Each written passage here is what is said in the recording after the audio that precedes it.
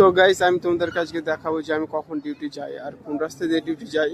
তো ভিডিওটা লাস্ট অবধি দেখো। তো গাইস আমি দেরি না করে রোজকার মতো আমি তাড়াতাড়ি করে নিচে চলে আসি।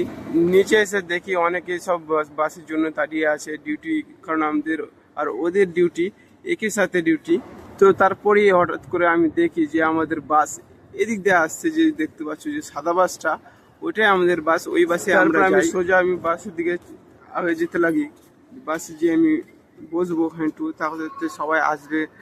তো আমি ভাবছি এই সামনেকার সিটটাই বসি। আর দেখতে পাচ্ছ ড্রাইভার, আর ড্রাইভারটা হচ্ছে ইয়ামানি ড্রাইভার। সামনে একটা বাচ্চা দেখতে পেলে ওটা ওরই বাচ্চা, কারণ হচ্ছে তো মাঝে মধ্যে ওর বাচ্চাকে নিয়ে আনে, গাড়িতে করে ঘোরাতে নিয়ে আনে। তো গাড়ি সব লোক দেখতে পাচ্ছ সবাই আসছে, আর গাড়িটা অনেকটাই বড় গাড়ি, যেটা সৌদি আরবে হয়। তারপর হঠাৎ রাস্তায় যেতে যেতে দেখি একটা বড় বড় বিল্ডিং, তাই ভাবলাম তোমাদেরকেও দেখো। বিল্ডিংটা সত্যি অনেকই বড়।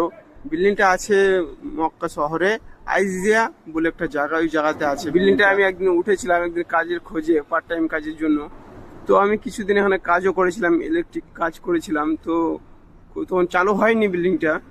তো অবশেষে আমরা আমাদের মার্কেটের কাছাকাছি হয়েছি, এবার আমরা নামার টাইম হয়ে গেছে আমাদের। তো দেখতে পাচ্ছ আমরা যে জায়গায় থাকি সেই জায়গাটায় আসলে কিরকম আশেপাশে দেখে বুঝতে পারবে। তো আমি একটু হালকা করে বসে গেলাম, সবাই নামছে, তা করতে করতে আমি একটু ভিডিওটা বানাচ্ছি, সে সবাই দেখতে পাচ্ছে নামছে। তো আমি আবার উঠলাম, উঠে এবার হালকা করে নেমে পড়লাম।